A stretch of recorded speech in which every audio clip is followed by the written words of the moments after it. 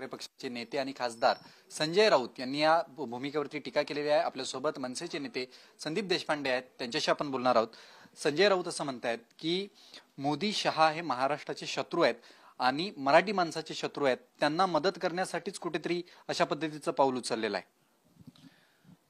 पहिली तर गोष्ट, आमचं मराठी माणसावर प्रेम आहे की नाही आहे ह्याचं सर्टिफिकेट काय संजय राऊत देणार? संजय राऊतला कोणी अधिकार दिला आमचं सर्टिफिकेट द्यायचं? संजय राऊतांना कोणी अधिकार दिला? ज्या वेळेला मराठी माणसासाठी रेल्वे भरती आंदोलन आम्ही करत होतो, राजसाहेबांना अटक झाली होती, तेव्हा हेच संजय राऊत शेपूट घालून बसलेले। मग हे मराठी माणसाचे मित्र आहेत का मराठी माणसाचे शत्रू आहेत? केम छो वरळी ज्यांनी बोर्ड लावला ते आदित्य ठाकरे मराठी माणसाचे शत्रू आहेत का मराठी माणसाचे मित्र आहेत? जिलेबीनी फाफडा आणि उद्धव ठाकरे आपडा अशी स्लोगन देणारे मराठी माणसाचे मित्र आहेत का मराठी माणसाचे शत्रू आहेत का मित्र आहेत?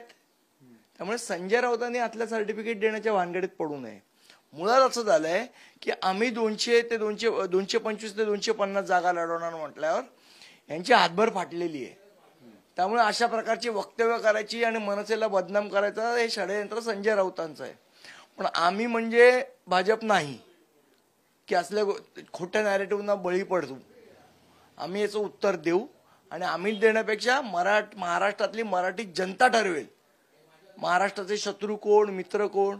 आम्हाला शहाणपण शिकवण्याच्या आधी स्वतःच्या एकदा हृदयात झाकून बघा की आपण सत्ता मिळवण्यासाठी काय काय घाणेरड्या खेळी केल्या।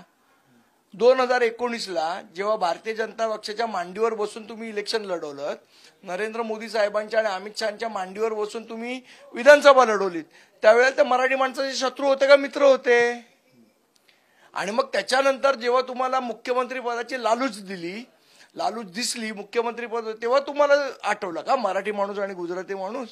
मग इतके दिवस केमचो वरळी जिलेबीनी फाफडा उद्धव ठाकरे आपडा त्यावेळेला मराठी माणूस नाही आठवला? बरं, एवढा तुम्हाला मराठी माणूस आठवत होता तर बृहन्मुंबई महानगरपालिकेत 25 वर्ष सत्ता होती, किती मराठी माणसांना तुम्ही कामं दिलीत? किती मराठी माणसांना कॉन्ट्रॅक्ट दिल्यात? तुम्हाला नावं सांगू का गुजराती कॉन्ट्रॅक्टरची ज्यांना उद्धव ठाकरेंनी कॉन्ट्रॅक्ट दिलं?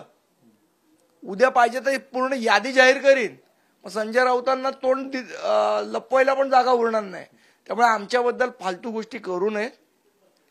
त्यांनी त्यांच्या जी काय कारकुनगिरी करतात सामनामध्ये ती करावी आणि तेवढ्या पुरतच त्यांनी मर्यादित राहावं। मनसे अध्यक्ष राज ठाकरेंच्या प्रदेश दौऱ्यावरती सुद्धा त्यांनी टीका केली की राज ठाकरे बरेच दिवस प्रदेशात होते, त्यामुळे त्यांनी महाराष्ट्रातील प्रश्न जरा समजून घ्यावेत असं म्हटलं। नाही, महाराष्ट्रातले प्रश्न काही संजय राऊत सांगणार का? ज्यांनी आत्ता गेल्या 2.5 वर्षात कुठल्या प्रश्नावर आवाज उठवला? मिंदे, अफजल खानाच्या फौजा, आक्रमण, कुठला उद्योगधंदे आणला? जिथे आत्ता काल सुद्धा जरा एका माणसाने हे केलं की नॉन महाराष्ट्रीयन लोकांना फक्त आम्ही जॉब देणार। कोण धावलं? मनसे धावली। हे शेपूट घालून बसलेले सगळे यांचे सो कॉल्ड शिवसैनिक। महाराष्ट्र सैनिक रस्त्यावर होता। महाराष्ट्र यांना फक्त इलेक्शन पुरता मराठी माणूस आठवतो।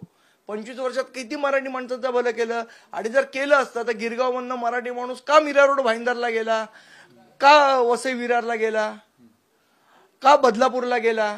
हे यांच्या नाकर्तेपणामुळे।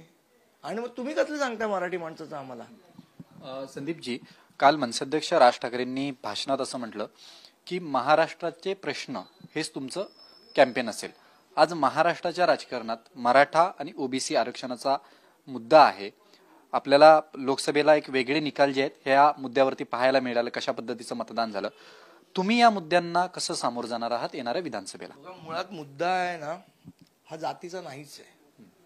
मुद्दा आहे नोकरीचा आणि शिक्षणाचा। आमचं स्पष्ट मत आहे, जे राजसाहेबांनी वारंवार म्हणलंय की जर मराठी म्हणून आरक्षण मिळालं तर ही गोष्टी येणारच नाही। सगळ्यांना जॉब मिळेल, मग तो कुठल्याही जातीचा असो। मराठी म्हणून जर आरक्षण, आता एवढ्या शिक्षण या काँग्रेसवाल्यांच्याच किती शिक्षण संस्था आहेत, नावही सांगू शकतो मी, तुम्हालाही माहिती आहेत नाव। या शिक्षण संस्थांमध्ये तुम्ही कोणाला ऍडमिशन देता? मराठा समाजाला देता, ओबीसी समाजाला देता, कोणाला देता ऍडमिशन? सगळे बाहेरचे लोक आणून ऍडमिशन देतात ना। ती पतंगराव कदम साहेबांची इन्स्टिट्यूट आहे, कुठल्या ऍडमिशन आहेत तिथे? हे सांगलीला राष्ट्रवादीच्या एवढ्या इन्स्टिट्यूट आहेत, कोण ऍडमिशन, कोण लोक आहेत, कोणाची डोनेशन घेतात आणि कोणाला ऍडमिशन देता तुम्ही? मला असं वाटतं या गोष्टीचा पहिले विचार करा. उगीच थोबाड दिलंय, सकाळी मीडियावाले जमतात म्हणून काहीतरी बोलायचं म्हणून संजय राऊतांनी बोलू नये. नाही, तुमच्या कॅम्पेनिंगच्या बाबतीत मला प्रश्न विचारायचा आहे. ज्या पद्धतीनं मनोज जरांगे पाटलांनी जे काही वादळ, त्याचा अधिक प्रभाव हा मराठवाड्यात आपल्याला पाहायला मिळतोय, ग्रामीण भागात आपल्याला पाहायला मिळतोय. कसं तुम्ही या गोष्टींना हाताळणार आहात? मराठा आरक्षणाचा मुद्दा, ज्या पद्धतीने जी मागणी केली जाते की ओबीसी कोट्यामधनं हे आरक्षण दिलं पाहिजे, तुमची कशी भूमिका असणार आहे? सगळ्यात मुळात सन्मान्य राजसाहेबांनी हा विषय अतिशय स्पष्ट केलाय. जर सगळ्या मराठी माणसांना नोकऱ्या मिळाल्या, तर सगळ्या मराठी माणसांना व्यवस्थित शिक्षण मिळालं, तर आरक्षण हा मुद्दा येतोच कुठे? मग आरक्षणाचा विषय राहिलाच कुठे? आज भांडण कशासाठी आहे की मला नोकरी मिळाली पाहिजे, माझा समाज मागासलेला आहे किंवा माझा समाज मागासलेला आहे, मला शिक्षण मिळालं पाहिजे, या शिक्षणात मला प्रेम. जर सगळ्यांना शिक्षण, सगळ्यांना नोकरी मिळाली, तर हा मुद्दा, जातीचा मुद्दा येतोच कुठे? सध्या राज्य सरकार, आमचं म्हणणं हेच आहे, नुसतं राज्य सरकारने जो नियम आहे की 80% स्थानिक भूमिपुत्रांना नोकऱ्या मिळाल्या पाहिजेत, एवढं जरी केलं तरी हा नोकरीचा मुद्दा निघून जाईल. जेवढ्या शिक्षण संस्था आहेत 80%, 90% स्थानिक मुलांनाच तिथे शिक्षणाचा हक्क मिळाला पाहिजे, ऍडमिशन मिळाली. 100% प्रश्न, ही जी भांडणं लावण्याचा प्रयत्न जे करतायत त्या लोकांच्या थोबडीत बसल्याशिवाय राहणार नाही. पण एकीकडे सरकार हे विरोधकांवरती हे करते की मनोज जरांगे पाटील असतील किंवा ज्या पद्धतीनं इतर समाजाचे नेते आरक्षणावर बसतात, यांना विरोधकांकडनं एक पाठबळ आहे. दुसरीकडे विरोधक सरकारवरती टीका करतायत की ह्यांच्याकडनंच एक वेगळी बी टीम काम करते. कसं बघता याच्याकडे? कारण का आजच्या घडीला महाराष्ट्राच्या राजकारणात नाही म्हटलं तरी जातीचा प्रश्न जो आहे हा उपस्थित झालेला आहे. बघा, कालच सन्मान्य राजसाहेबांनी सांगितलं की आमच्या प्रचाराचा मुख्य मुद्दा या महाराष्ट्रातील समस्या आहेत आणि मी तुम्हाला समस्यांचे सोल्युशन सांगितलं की जर 80% भूमिपुत्रांना रोजगार देण्याच्या कायद्याची अंमलबजावणी झाली तर हा विषय संपेल. जर शिक्षण संस्थांमध्ये 100% मराठी मुलांना तुम्ही ऍडमिशन दिली तर हा विषय संपेल.